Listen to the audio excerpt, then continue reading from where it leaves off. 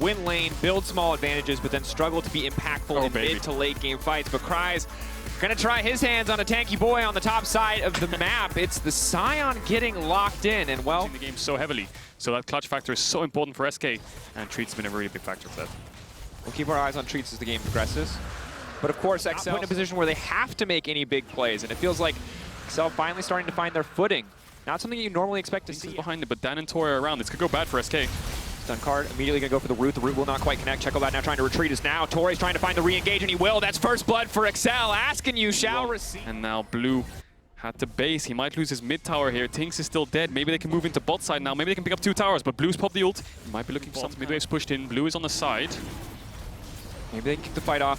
A brief moments of tension, but now they're looking to get things kicked off. Curtain call coming out. Blue off to the side, trying to pick someone off before the fight even starts. That's Dan gone. There's no more jungler. He goes golden. He buys a bit more space to work with. Blue trying to sidestep. The flash away. The gold card. Unavailable Gen-X with a clutch Gnar, and SK, they've done it again. They found a way to turn the fight. XL, they got out executed. They got cut down, and they're going to lose their mid lane tower. XL. For XL. It felt like the perfect winning formula. Neutral into a head in the mid game. They've got the scaling in their favor, and you said it, pull a rabbit out of the hat. SK fire cannon. He's got the Everfrost. Now finally, he can utilize the full potential of this Twisted Fate to go into these side lanes, to look to start to break down from Tora. So when the T-fight comes, it's a little bit easier. So good force there from SK. 10 seconds, they're just trying to burn them down, and again, their Treats manages to find it. Big curtain call across the bad side. They're just cutting them down. Blue now moving forward, unstoppable, but not unstoppable enough. Gen-X just walloping through the entire team. Chekolad now trying to turn and burn. They're caught in the pinch. Rise doing so much damage. He's taking his time, he's flashing forward. He's trying to finish the job, but he's overstayed his welcome. Tinks the board for the supports in our league. It is just such a powerful pick. Might be a bit risky for SK. They're getting really chunked out. Kry's is around. Maybe he can just step into them. They don't have the damage to take him down. Looks like they have to finish the Baron and run. Tinks has the smite. Tori ready to go in. Tori trying to find the follow-up, but he's going to miss. Tinks ignited, but still the knockback is there. Gen-X managing to turn again. Kry's getting taken down, and it is insult to injury. XL, they thought they saw their moment. I don't know if that works. I'm going to believe you on that one, Kato. You play a lot more than I do. Didn't get cancelled the sleep, and then Chekolad couldn't get the roots, but in the end, Tinks does live.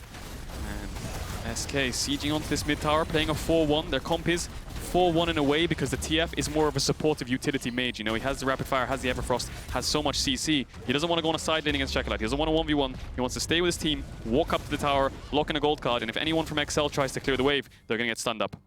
Chekolad doing what he can to pick up the side lanes, hoping to get something back. Again, we see this so frequently from mid laners, knowing that there's not a lot to do in the face of this Baron buff, feeling comfortable to push it in the side lane. The risk is, your team gets engaged on it, will cost a lot. But SK, they're not going to take any big risks here. They're going to be a little bit disrespectfully. But when you're playing against a Twisted Fate, hiding in a brush isn't a reliable strategy. The second that ultimate comes down, XL have been spotted out. They have to pull back. And with double cannon minions pushing in on the top side, SK could look to start a siege. Yeah, and SK is playing smartly there. Even if they weren't having the TF ult, they just didn't overstep. They knew if they push waves in, someone's going to have to show on the wave, and then we can walk into the jungle. Let's not go into the jungle first and then push waves. Always push waves first. When someone shows, then you can go into the jungle if you can see you have a numbers advantage. So SK playing smart. They're using the TF ult just to make sure that they're safe. And now they're setting up this 4-1 again, but instead they're going for 4 people on the top side. Gen-X in mid.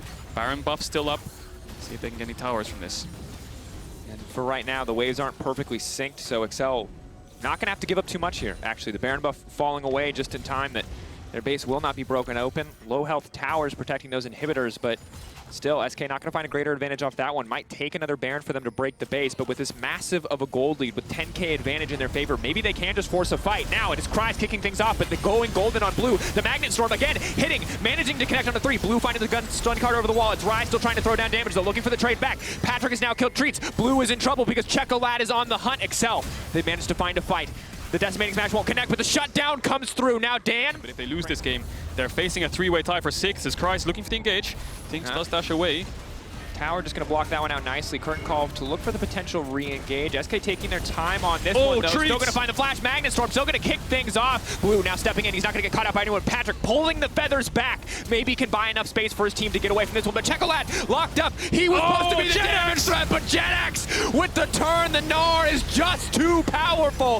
The double kill for Treats. Zombie Scion, the last source of damage, is going to get one back, but a massive fight for XL. Those are the 2 forms of engage for SK. Treats goes in first, gets all of XL low, gets them clumped up, then Gen-X follows up while XL are running for the hills. 4 members down, only Tori alive, 30 seconds on the players of XL. I think SK can push in here. They might look to end. certainly have the tools to do so. Dan going to be the first one to respawn, but might be respawning to a dead Nexus. As Torre also just taken out in an instant. The white flag wave by Tinks, but is it Excel who in the end will be waving an SK, managing to turn around a shaky early game and bring it back with 3 back-to-back commanding fights. SK will find the win. And Excel, they had a 1 to 2K gold lead at 50 minutes. They had all the